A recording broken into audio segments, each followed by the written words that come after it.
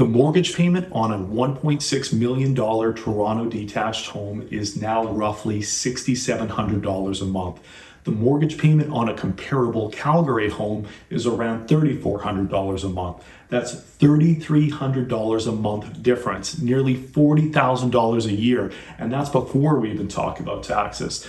If you're thinking about moving from Toronto to Calgary and you want to understand what this move actually does to your finances, this is the video. I'm going to go through every major cost category side by side with real current numbers, not general estimates from 3 years ago. And by the end of this, you're going to know how much better off you're going to be financially, and in some categories, the answer may actually surprise you.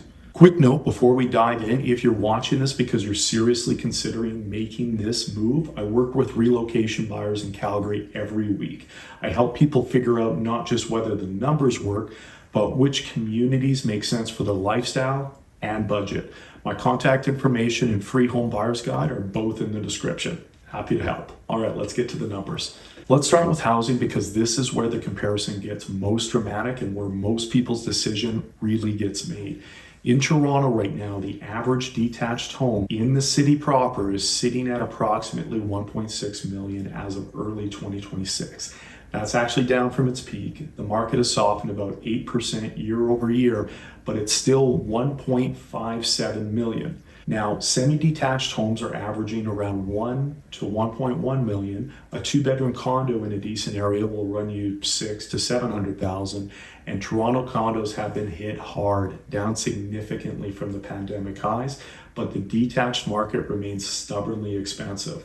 In Calgary, a detached home averages around 620 to 780 in 2026. A two-bedroom condo is 320 to 450. And in the newer suburban communities where most of my relocation buyers end up, places like Mahogany, Legacy, or Glacier Ridge in the Northwest, you're getting a brand new 2,400 square foot home with a garage and a proper backyard for 700 to 900,000. That home in Toronto would cost you 1.3 to 1.6 million, and it wouldn't even be new. Let me put that into monthly payment terms. A $750,000 home in Calgary with a 20% down payment at current rates runs around $3,400 a month.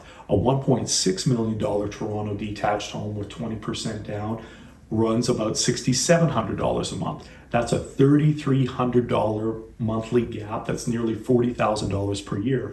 Over 5 years, that's over $200,000 in mortgage payments alone before you factor in any difference in property values. For buyers coming from Toronto with equity, this math gets even more dramatic. I've had clients sell a Toronto home and pay cash for a Calgary property and completely eliminate their mortgage. That is not an edge case. That is a real outcome for a meaningful number of people making this move right now. And even for renters, the comparison is stark. A one-bedroom apartment in Toronto is running at around $2,300 to $2,700 a month right now. That same one in Calgary is $1,600 to $1,900 a month. A two-bedroom in Toronto is $2,800 to $3,400. For Calgary, that's $2,000 to $2,400 a month. For people who are renting and saving towards a down payment, Calgary is doing a double duty. Lower rents mean you're saving faster, and the target purchase price is lower too. Taxes are where a lot of people underestimate Calgary's advantage. There are two pieces to this, and both matter. The first one is the one everybody knows about. Alberta has no provincial sales tax. There's no PST. In Ontario, you're paying 13% HST on most purchases. In Alberta, you're paying 5% GST. That's an 8% difference and applies to groceries above the basic threshold, clothing, electronics, furniture, restaurant meals, services, almost everything you spend your money on. On a household spending $60,000 a year on taxable goods and services, that difference is $4,800 annually. That's real money, and most people don't even think about it when they're comparing cities. The second piece is provincial income tax. Alberta's rate starts at 8% on the first $60,000 of income and moves to 10% on income up to around $148,000. Ontario's rates are higher at almost every bracket above $45,000.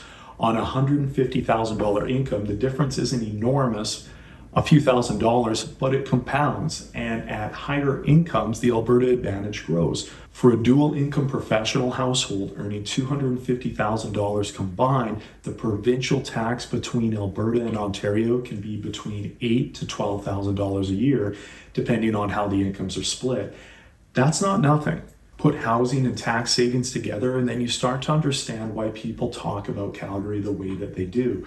It's not that just one thing is cheaper, it's that multiple financial advantages stack on top of each other and compound. Here's where I want to be straight with you, because a lot of these cost of living videos oversell every single category. Groceries in Calgary and Toronto are actually pretty close. Both cities are served by the same national chains: Loblaws, Superstores, Sobeys, Costco. A typical single adult spends roughly $350 to $500 a month on groceries in either city. You're not going to save $500 a month at the grocery store by moving to Calgary. But where the gap is more meaningful is restaurants and entertainment. Toronto restaurant prices run about 4% to 10% higher than Calgary on average. Partly it's because of the higher rent in those commercial spaces and higher operating costs.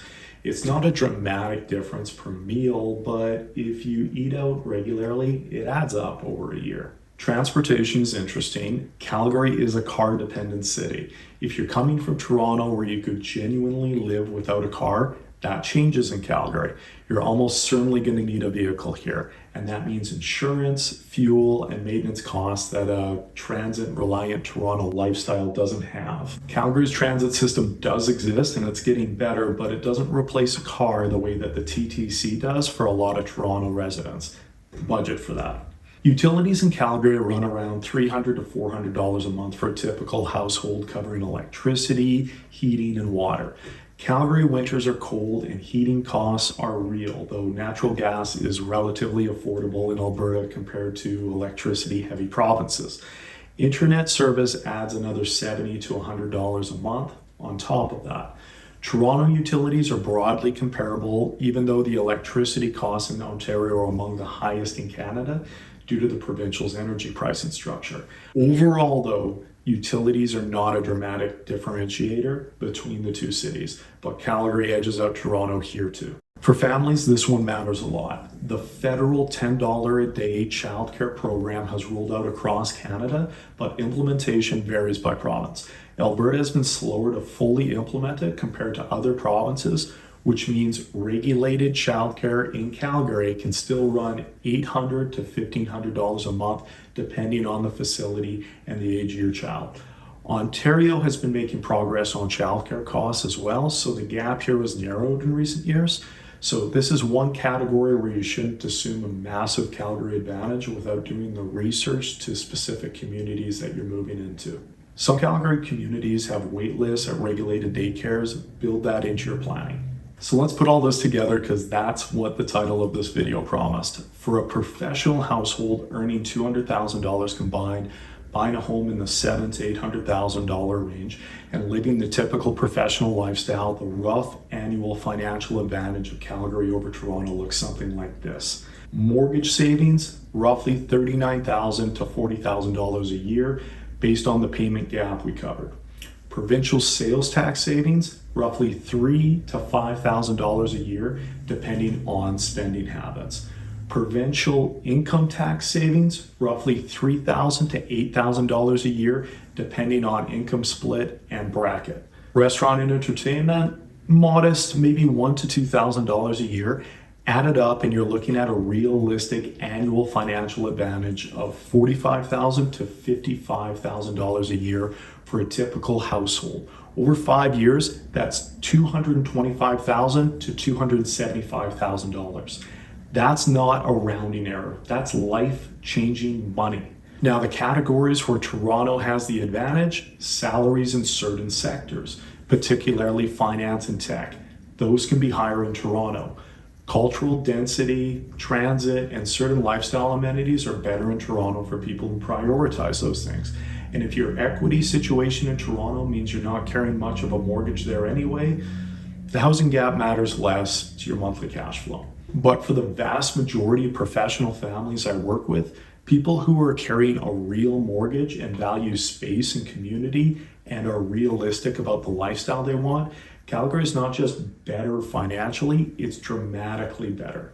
The numbers make the case clearly. Before I wrap up, I want to mention one thing that almost never comes up in these comparisons, but I think it matters a lot. When you move from a $1.3 million Toronto home to a $750,000 Calgary home, you don't just save money on your mortgage, you free up a lot of equity. People who sell Toronto properties and buy in Calgary are often unlocking $300,000 to $500,000 in capital that was previously locked in their house. Some people use it to pay down their Calgary mortgage completely, others invest it, others use it to upgrade their lifestyle in ways that they couldn't afford to do it in Toronto. That equity unlock is one of the biggest financial events of people's lives, and it almost never gets talked about in the standard cost of living comparison. It's not just about monthly cash flow, it's about what this move does to your entire financial picture. That's a real cost of living comparison between Calgary and Toronto with actual 2026 numbers. If you haven't watched my videos on the best Calgary neighborhoods or the full moving guide yet, those are the ones to watch next to complete the picture. I'll link them here. And if you want to talk through what this move looks like for your specific situation, book a free call through the Calendly link in the description. I help people run these numbers all the time and figure out exactly what makes sense for them. The guide is down there too. I'll see you in the next one.